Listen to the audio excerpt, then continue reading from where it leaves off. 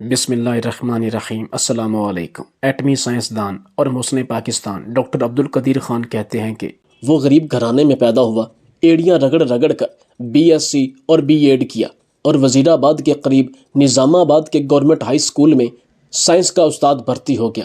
غربت زیادہ تھی اور خواب اونچے۔ وہ نوکری سے اکتا گیا، چھٹی لی اور 2004 میں دبئی چلا گیا۔ وہ 6 ماہ دبئی رہا، پھر وہ 6 ماہ بعد وزیر آباد واپس آ گیا۔ وزیر آباد آ کر اس نے ایک عجیب کام شروع کیا۔ اس نے ہمسایوں سے رقم مانگی اور یہ رقم 15 دن میں دگنی کر کے واپس کر دی۔ ایک ہمسایہ اس کا پہلا گاہک بنا۔ یہ ہمسایہ جاوید ماربل کے نام سے ماربل کا کام کرتا تھا۔ ہمسائے نے رقم دی اور ٹھیک 15 دن بعد دگنی رقم واپس لے لی۔ محلے کے 2 لوگ اگلے گاہک بنے۔ یہ بھی 15 دنوں میں دگنی رقم کے مالک ہو گئے۔ یہ 2 گاہک اس کے پاس 15 گاہک لے آئے۔ یہ 15 گاہک مہینے میں 150 گاہک ہوں گے۔ یوں دیکھتے ہی دیکھتے لوگوں کی لائنیں لگ گئی۔ لوگ زیورات بیچتے، گاڑی، دکان، مکان اور زمین فروخت کرتے اور رقم اس کے حوالے کر دیتے۔ وہ یہ رقم دگنی کر کے واپس کر دیتا۔ یہ کاروبار شروع میں صرف نظام آباد تک محدود تھا، لیکن پھر یہ وزیر آباد، سیالکوٹ اور گجرانوالہ میں پھیل گیا اور دیکھتے ہی دیکھتے وہ معمولی سکول ماسٹر کروڑ پتی ہو گیا۔ یہ کاروبار 18 ماہ جاری رہا۔ اس نے ان 18 مہینوں میں 43,000 لوگوں سے 7 ارب روپے جمع کر لیے۔ کاروبار پھیل گیا تو اس نے اپنے رشتہ داروں کو بھی شامل کر لیا۔ یہ رشتہ دار سنبڑیال، سیالکوٹ، گجرات اور گجرانوالہ سے رقم جمع کرتے تھے۔ 5% اپنے پاس رکھتے تھے اور باقی رقم اسے دے دیتے۔ وہ شروع میں 15 دنوں میں رقم ڈبل کرتا تھا۔ یہ مدت بعد ازاں 1 مہینہ ہوئی، پھر 2 مہینے اور آخر میں 70 دن ہو گئی۔ یہ سلسلہ چلتا رہا، لیکن پھر اس کے برے دن شروع ہو گئے۔ وہ خفیہ اداروں کی نظر میں آ گیا۔ تحقیقات شروع ہوئیں تو پتہ چلا وہ پونزی سکیم چلا رہا ہے۔ پونزی مالیاتی فراڈ کی ایک قسم ہوتی ہے جس میں رقم دینے والا گاہکوں کو ان کی اصل رقم سے منافع لٹاتا رہتا ہے۔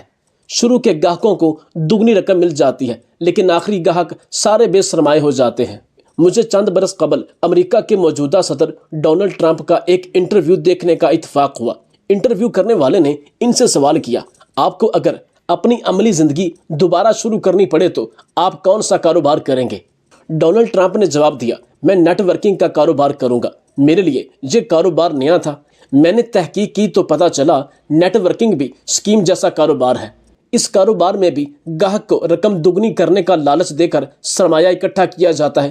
یہ سرمایہ بعد ازاں میگا پروجیکٹس میں لگا دیا جاتا ہے اور ان میگا پروجیکٹ کا منافع گاہکوں میں تقسیم کر دیا جاتا ہے، لیکن دونوں میں شروع کے گاہک فائدے اور آخری والے نقصان میں رہتے ہیں۔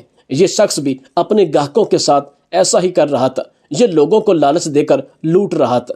خفیہ اداروں نے اس کے گرد گھیرا تنگ کر دیا۔ اس دوران ڈیلی نیشن میں اس کے خلاف خبر شائع ہو گئی۔ گجرانوالہ ڈویژن میں کوحرام برپا ہوا اور یہ اپریل 2007 میں گرفتار ہو گیا۔ جی ہاں، آپ کا اندازہ درست ہے۔ یہ شخص سید سبت الحسن عرف ڈبل شاہ تھا۔ وہ ڈبل شاہ جس کا شمار پاکستانی تاریخ کے سب سے بڑے فراڈیوں میں ہوتا ہے۔ اس نے صرف 1.5 سال میں 3 اضلاع سے 7 ارب روپے جمع کر کے دنیا کو حیران کر دیا۔ آپ اب اس شخص کی چالاکی ملاحظہ کیجئے۔ یہ 2007 میں نیب کے شکنجے میں آ گیا۔ نیب نے اس کی جائیداد، زمینیں، اکاؤنٹس اور سیف پکڑ لیے۔ یہ رقم 3 ارب روپے بنی اور اس نے یہ 3 ارب روپے چپ چاپ نیب کے حوالے کر دیے۔ ڈبل شاہ کا کیس چلا۔ اسے 1 جولائی 2012 کو 14 سال قید کی سزا ہوئی۔ جیل کا دن 12 گھنٹے کا ہوتا ہے، چنانچہ شاہ کے 14 سال عملاً 7 سال تھے۔ عدالتی پولیس حراست، حوالات اور مقدمے کے دوران گرفتاری کو بھی سزا سمجھتی ہے۔ ڈبل شاہ 13 اپریل 2007 کو گرفتار ہوا تھا۔ وہ عدالت کے فیصلے تک 5 سال قید کاٹ چکا تھا۔ یہ 5 سال بھی اس کی مجموعی سزا سے نفی ہو گئی، پیچھے رہ گئے 2 سال۔ شاہ نے محسوس کیا 4 ارب روپے کی عوض 2 سال قید مہنگا سودا نہیں، چنانچہ اس نے پلی بارگین کی بجائے سزا قبول کرنے کے جیل میں اچھے چال چلن، عید، شب برات اور خون دینے کی وجہ سے بھی قیدیوں کو سزا میں چھوٹ مل جاتی ہے۔ ڈبل شاہ کو یہ چھوٹ بھی مل گئی، چنانچہ وہ عدالتی فیصلے کے 23 ماہ بعد جیل سے رہا ہو گیا۔ ڈبل شاہ 15 مئی 2014 کو کوٹ لکھپت جیل سے رہا ہوا۔ ساتھیوں نے گیٹ پر اس کا استقبال کیا۔ یہ اسے جلوس کی شکل میں وزیر آباد لے آئے۔ وزیر آباد میں ڈبل شاہ کی آمد پر آتش بازی کا مظاہرہ ہوا۔ پاکستانی تاریخ کے سب سے بڑے فراڈیے کو ہار پہنائے گئے، اس پر پھولوں کی منوپتیاں برسائی گئیں اور اسے مسجدوں کے لاؤڈ سپیکروں کے ذریعے مبارکباد پیش کی گئی۔ وہ ہر لحاظ سے کامیاب ثابت ہوا۔ وہ اسکول ٹیچر تھا، وہ محاصرے کا تیسرے درجے کا شہری تھا۔ اس نے فراڈ شروع کیا اور 18 ماہ میں 7 ارب روپے کا مالک بن گیا۔ نیب نے اسے گرفتار کر لیا، وہ گرفتار ہو گیا۔ نیب ایڑی چوٹی کا زور لگانے کے باوجود اس سے 4 ارب روپے نہیں نکلوا سکا۔ سزا ہوئی اور وہ بڑے آرام سے سزا بھگت کر باہر آ گیا۔ اس نے قید کے دن بھی جیل کے ہسپتالوں اور سیکنڈ کلاس میں گزارے۔ اسے جیل میں تمام سہولتیں حاصل تھیں۔ چنانچہ وہ جب رہا ہوا تو وہ مکمل طور پر کلیئر تھا۔ اس نے اب کسی کو کچھ ادا نہ کرنا تھا اور نہ ہی پولیس اور نیب اسے تنگ کر سکتی تھی۔ یہ 4 ارب روپے اب اس کے تھے۔ یہ ان کا بلا شرکت غیر مالک تھا اور ایک سابق اسکول ٹیچر کے لیے 4 ارب روپے کی رقم قارون کے خزانے سے کم نہیں تھی۔ وہ وزیر آباد سے لاہور شفٹ ہوا اور دنیا بھر کی سہولیات کے ساتھ شاندار زندگی گزارنے لگا۔ لیکن اب آپ اللہ کا نظام بھی ملاحظہ کیجئے۔ سید سبت الحسن شاہ عرف ڈبل شاہ کو رہائی کے 16 ماہ بعد اکتوبر 2015 میں ہارٹ اٹیک ہوا۔ یہ پنجاب انسٹیٹیوٹ آف کارڈیالوجی لے جایا گیا۔ اس کی طبیعت تھوڑی سی بحال ہوئی، یہ گھر آیا، لیکن پھر یہ 23 اکتوبر 2015 کو انتقال کر گیا۔ یہ 4 ارب روپے کا مالک ہونے کے باوجود دنیا سے چپ چاپ رخصت ہو گیا۔ ڈبل شاہ کی ساری بے نامی جائیداد، خفیہ اکاؤنٹس، کیش رقم، فیکٹریاں اور پلازے دنیا میں رہ گئی اور وہ خالی ہاتھ اگلے جہاں چلا گیا۔ جائیداد، وہ رقم، وہ پلازے اور وہ خفیہ اکاؤنٹس آج کہاں ہیں؟ دنیا کا مال دنیا کے کتے چاٹ گئے۔ یہ کیا ہے؟ یہ ہماری زندگی، ہمارے نہ ختم ہونے والے لالچ اور ہماری لامتناہی ہرس کی اصل حقیقت ہے۔ ہم انسان اپنے گرد لالچ کی وسیع دیوار بناتے ہیں۔ ہم مال جمع کرتے ہیں، ہم دوسروں کی عمر بھر کی کمائی لوٹتے ہیں اور قارون کی طرح خزانے بناتے ہیں، لیکن آخر میں ہم چپ چاپ دنیا سے رخصت ہو جاتے ہیں اور یہ مال دوسروں کے کام آ جاتا ہے۔ نور جہاں کا مقبرہ نشیوں کی پناہ گاہ بن جاتا ہے اور شاہ جہاں کے تاج محل میں انگریزوں کے گھوڑے باندھے جاتے ہیں۔ ہم انسان ان چیونٹوں سے بھی بدتر ہیں جو عمر بھر اپنے سے بڑے دانے کھینچتی رہتی ہیں، انہیں کھینچ دھکیل کر بلوں تک لاتی ہیں اور جب دانوں کا انبار لگ جاتا ہے تو وہ ان کے سرہانے گر کر مر جاتی ہیں اور پھر ان کی عمر بھر کی جمع پونجی چوہوں کا نوالا بن جاتی ہے۔ ہم میں سے زیادہ تر لوگ چیونٹیاں ہیں۔ ہم لوگ ڈبل شاہ ہوں یا مشتاق رئیسانی ہوں یا پھر ان کے حکمران ہوں، ہم سب چیونٹیاں ہیں۔ سر محل کسی کا تھا اور کیا اس کے مالک کو اس میں رہنا نصیب ہوا؟ آپ المیہ دیکھیے، سر محل سرے میں سڑتا رہا اور اس کا مالک پاکستانی جیلوں میں عبرتناک زندگی گزارتا رہا۔ سوئس اکاؤنٹس سوئس بینکوں میں ذلیل ہوتے رہے اور ان کی مالکہ گڑی بخش کی مٹی میں مٹی ہو گئی۔ صاحبزادے نے حج ٹرین اور EOBI سے اربوں روپے کما لیے، لیکن پھر یہ 3 سال تک طالبان کے ساتھ پہاڑوں میں دھکے کھاتا رہا اور خاندان دولت کے سلگتے بستروں پر کروٹیں بدلتا رہا۔ میں اکثر حیران ہوتا ہوں، ہم انسان جانتے ہیں ہم خسارے کے سوداگر ہیں، لیکن ہم اس کے باوجود خسارے کی فیکٹریاں لگاتے ہیں۔ ہم ان سے مزید خسارہ پیدا کرتے ہیں۔ ہم عمر بھر خسارہ بیچتے اور خریدتے رہتے ہیں۔ کیوں؟ آخر کیوں؟ ہم انسان آخر ڈبل شاہ کی موت کیوں پسند کرتے ہیں؟ ہم دولت کی انبار میں کیوں دفن ہونا چاہتے ہیں؟ مجھے آج تک اس سوال کا جواب نہیں ملا۔ یار محمد کو پھانسی کی سزا سنا دی گئی اور 1 ہفتے بعد اسے پھانسی ہونی تھی۔ پھانسی سے کچھ لمحے پہلے یار محمد رو رہا تھا تو جج نے اسے روتے ہوئے دیکھ لیا۔ جج نے اس سے کہا کہ موت کے خوف کی وجہ سے رو رہے ہو؟ تو یار محمد نے کہا کہ میں موت سے نہیں ڈرتا، رو میں اس بات پہ رہا ہوں کہ پچھلے دنوں میں نے ایک بینک میں ڈاکہ ڈالا اور وہاں سے 5 کروڑ اور 60 لاکھ روپے لوٹے تھے۔ پیسے گھر آ کر میں نے ایک پرانے ماڈل کے ٹی وی کے اندر رکھ دیے تھے اور یہ بات گھر کے کسی فرد کو نہیں بتائی تھی، حتیٰ کہ اپنی بیوی کو بھی نہیں بتایا۔ اب مجھے ڈر ہے کہ میرے مر جانے کے بعد میری بیوی وہ ٹی وی فروخت کر دے گی اور اسی طرح میرے پیسے ضائع ہو جائیں گے۔ یار محمد کو سولی پر لٹکا دیا گیا تو جج اس کے گھر گیا اور اس کی بیوی سے 10 لاکھ روپے میں وہ پرانا ٹی وی خرید لیا۔ گھر جا کر اس نے ایک بند کمرے میں ٹی وی توڑ کر دیکھا تو حیران رہ گیا، کیونکہ اس کے اندر یار محمد ایک تندور پر روٹیاں لگاتا تھا۔ اس کا اپنا تندور تھا، صبح صبح جاتا اور پھر رات گئے تک ادھر روٹیاں لگاتا رہتا۔ یار محمد کی بیوی اس پر بہت خفا تھی کہ تم گھر مجھے اور بچوں کو وقت نہیں دیتے، صبح گھر سے نکلتے ہو اور رات کو آتے ہو، ایسے تو نہیں چلے گا۔ مجھے بہت خوف محسوس ہوتا ہے کیونکہ بچے ابھی بہت چھوٹے ہیں۔ اس نے اپنی بیوی کو سمجھایا کہ میں تمہارے اور اپنے بچوں کی خاطر یہ کوشش کر رہا ہوں، ابھی میرے جسم میں باقی طاقت ہے، میں اس وقت محنت مزدوری کر کے روزی کما سکتا ہوں، لیکن جب میں بوڑھا ہو جاؤں گا تو مجھ سے یہ کام اتنا لمبے عرصے تک نہیں ہوگا۔ میں کوشش کر رہا ہوں کہ بچوں کے مستقبل کی خاطر کچھ پیسہ اکٹھا کر لوں تاکہ ان کی پڑھائی اور مستقبل میں ہونے والے اخراجات پورے ہو سکیں۔ ایک رات یار محمد اپنا تندور بند کر کے واپس گھر آ رہا تھا تو اس نے سڑک پر ایک عجیب منظر دیکھا۔ اس نے دیکھا کہ سڑک کے کنارے ایک آدمی ہے اور اس کی ٹانگیں ہل رہی ہیں۔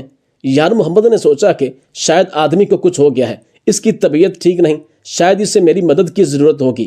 مگر وہ جیسے ہی آدمی کے قریب گیا تو اس کی روح لرز گئی، کیونکہ آدمی کے منہ سے خون بہہ رہا تھا۔ اس کے سینے میں کسی نے خنجر گھونپ دیا تھا۔ آدمی منہ سے کچھ بولنے کی کوشش کر رہا تھا مگر الفاظ اس کا ساتھ نہیں دے رہے تھے، اس کے ہونٹ کانپ رہے تھے۔ یار محمد اس آدمی کی مدد کرنا چاہتا تھا۔ اس نے ہمت کر کے اس کے سینے سے وہ خنجر نکالا اور پھر آدمی کو سہارا دے کر اٹھانا چاہا کہ وہاں سے پولیس کی گاڑی گزری۔ پولیس والوں نے یار محمد کو اس حال میں دیکھا کہ اس کے ہاتھ میں خون سے لت پت خنجر تھا اور آدمی اس کے سامنے پڑا تھا۔ یار محمد کی بدقسمتی یہ تھی کہ اس آدمی کی جان اس کی گود میں ہی نکل گئی۔ پولیس گاڑی سے اتری اور فوراً یار محمد کو گرفتار کر لیا۔ وہ چیختا چلاتا رہا کہ میں تو اس شخص کی مدد کر رہا تھا، لیکن انہوں نے اس کی کوئی بات نہ سنی اور کسی بات پر یقین نہ کیا اور اسے پکڑتے ہوئے گاڑی میں ڈالا اور سیدھا جیل لے گئے۔ لاش ورثہ کے حوالے کی گئی اور یار محمد کو 302 کے کیس میں جیل میں ڈال دیا گیا۔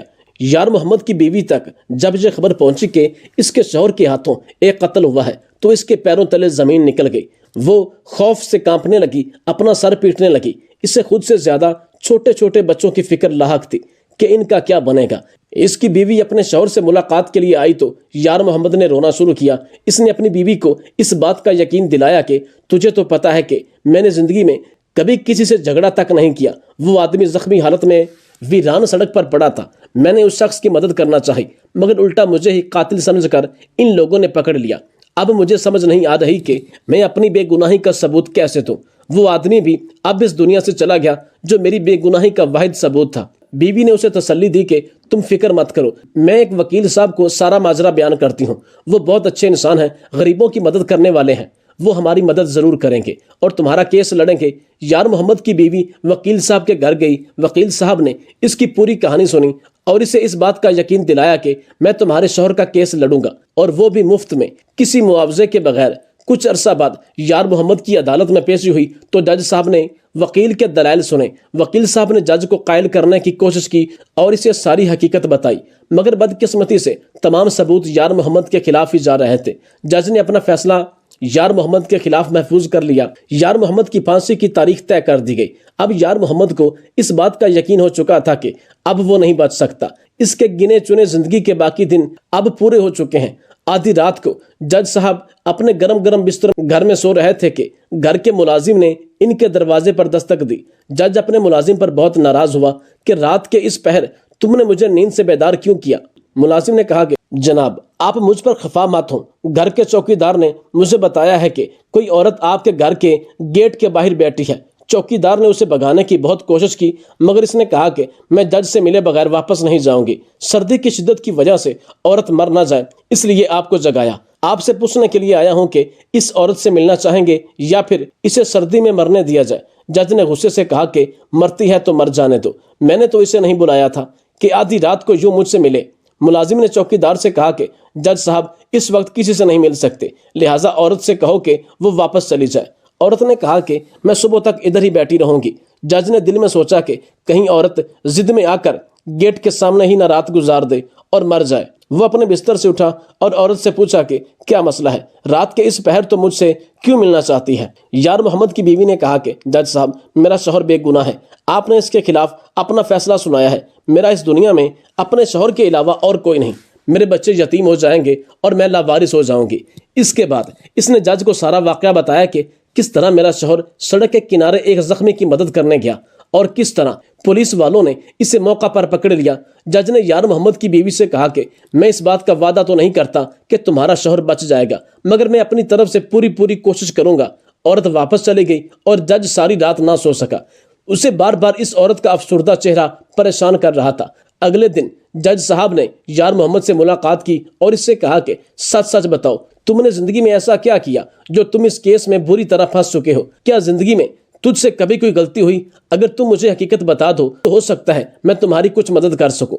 یار محمد نے رو کر کہا کہ جج صاحب ویسے تو میں نے زندگی میں کسی کو تکلیف نہیں دی، مگر ایک دفعہ مجھ سے ایک غلطی ضرور ہوئی۔ غلطی کے فوراً بعد مجھے اپنی غلطی کا احساس بھی ہوا تھا، مگر اس وقت میرے ہاتھ سے نکل چکا تھا اور میں اپنی غلطی کا ازالہ نہیں کر سکتا تھا۔ میں اپنے تندور پر روٹیاں لگا رہا تھا، گاہکوں کی ایک لمبی قطار روٹیاں لینے کے لیے کھڑی تھی۔ میں گاہکوں کو روٹیاں دینے میں مصروف تھا کہ ایک بلی گوندے ہوئے آٹے میں گھس گئی۔ اس نے نہ صرف میرا آٹا خراب کیا بلکہ کچھ روٹیوں کا بھی ستیہ ناش کر دیا۔ مجھے کام کی تھکاوٹ پہلے سے ہی تھی، اوپر سے بلی نے میرا نقصان کیا۔ میں نے غصے میں آ کر بلی کو پکڑا اور تندور میں ڈال دیا۔ بلی کی چیخیں سن کر میں خوف سے کانپنے لگا۔ مجھے فوراً اپنی غلطی کا احساس ہوا۔ میں نے جلتے ہوئے تندور میں ہاتھ ڈال کر بلی کو نکالنا چاہا، مگر میرا ہاتھ تو جل گیا لیکن بلی باہر نہ آ سکی، وہ جل کر راکھ ہو گئے۔ اس نے جج صاحب کو اپنا جلا ہوا ہاتھ بھی دکھایا۔ یہی میری زندگی کی واحد غلطی ہے جس نے مجھے خوف میں مبتلا کیے رکھا۔ مجھے لگتا ہے کہ اسی وجہ سے میں آج اس مصیبت میں پھنس چکا ہوں۔ جج نے کہا تم بالکل ٹھیک کہہ رہے ہو، تمام گواہوں کی موجودگی میں تم بری طرح اس کیس میں پھنس چکے ہو۔ میرا نہیں خیال کہ تم بچ جاؤ گے یا تمہارے بچنے کی کوئی امید باقی ہے۔ یار محمد جج کے یہ الفاظ سن کر حیران رہ گیا۔ پھانسی سے ایک دن قبل وہ دھاڑے مار مر کر رو رہا تھا۔ جج نے اسے روتے ہوئے دیکھا تو کہا کیا موت کے خوف کی وجہ سے اتنا رو رہے ہو؟ یار محمد نے کہا نہیں جج صاحب، مرنا تو ایک دن سب نہیں ہے، رو میں اس لیے رہا ہوں کہ مفلسی سے تنگ آ کر میں نے ایک بینک میں ڈاکہ مارا تھا، 5 کروڑ 60 لاکھ کی رقم لوٹ کر گھر آیا تھا۔ بیوی سے چھپ کر میں نے وہ رقم کباڑ خانے میں پڑے ایک پرانے ماڈل کے ٹی وی میں ڈال دی تھی۔ اپنی بیوی کو میں نے نہیں بتایا تھا کہ وہ راز کی کچی عورت ہے، اس کے پیٹ میں کوئی بات نہیں ٹھہرتی۔ اب جب کہ مجھے تھوڑی ہی دیر میں پھانسی ہونے والی ہے تو مجھے اتنا وقت بھی نہیں دیا جا رہا کہ میں اپنی بیوی کو بتا سکوں کہ وہ پرانا ٹی وی ہمارے لیے کتنا اہم ہے، وہ اسے توڑ کر اس میں سے پیسے نکال لے۔ جج نے کہا تم فکر مت کرو، تمہارا یہ کام میں خود کروں گا، اب میں اتنی تو مدد تمہاری کر ہی سکتا ہوں۔ یار محمد نے جج کا شکریہ ادا کیا۔ فجر کے وقت سولی پر لٹکا دیا گیا اور صبح ہی جج نے اپنے کچھ ملازموں کو یار محمد کے گھر بھیج دیا۔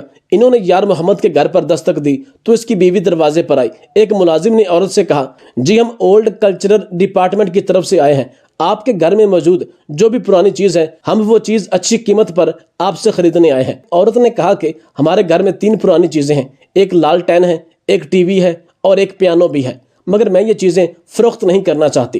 یہ کہتے ہوئے عورت نے دروازہ بند کر دیا۔ ملازموں نے جج کو کال کی اور کچھ دیر بعد دوبارہ دروازے پر دستک دی۔ عورت سے کہا 4 لاکھ ہم پیانو کے دیں گے، 5 لاکھ میں ہم ٹی وی خریدنے کے لیے تیار ہیں اور 2 لاکھ میں لالٹین بھی لے لیں گے، اگر سودا منظور ہے تو بتاؤ۔ عورت نے دوبارہ دروازہ بند کر دیا اور انہیں کوئی جواب نہ دیا۔ ملازموں نے دوبارہ جج کو کال کی کہ عورت نہیں مان رہی۔ جج نے کہا کہ مان جائے گی، تم چیزوں کے ریٹ بڑھا دو۔ ملازموں نے تیسری بار دروازے پر دستک دی۔ عورت نے دروازہ کھولا تو انہوں نے کہا پیانو کا 10 لاکھ دیں گے، ٹی وی 12 لاکھ میں اور 5 لاکھ لالٹین کا ملے گا، اگر سودا منظور ہے تو بتاؤ۔ عورت نے کہا ٹھیک ہے، مجھے سودا منظور ہے، مگر پہلے پیسے پھر چیزیں آپ کے حوالے کروں گی۔ ملازموں نے عورت کو 27 لاکھ روپے ادا کیے اور اس سے پیانو، لالٹین اور ٹی وی لے کر آئے اور جج صاحب کے حوالے کیا۔ جج نے لالٹین اور پیانو ملازموں کو دے دی اور ٹی وی لے کر بند کمرے میں اسے توڑنا شروع کیا، مگر اس کی حیرت کی انتہا نہ رہی جب اس نے دیکھا کہ ٹی وی کی اسکرین کے پیچھے 2 مرے ہوئے چوہے پڑے ہیں۔ جج اپنا سر پکڑ کر ادھر ہی بیٹھ گیا اور دل میں سوچا کہ مرنے والے یار محمد نے مرتے وقت مجھے چونا لگایا ہے اور اپنی بیوی اور بچوں کے لیے ساری عمر کے خرچے کا بندوبست کر لیا۔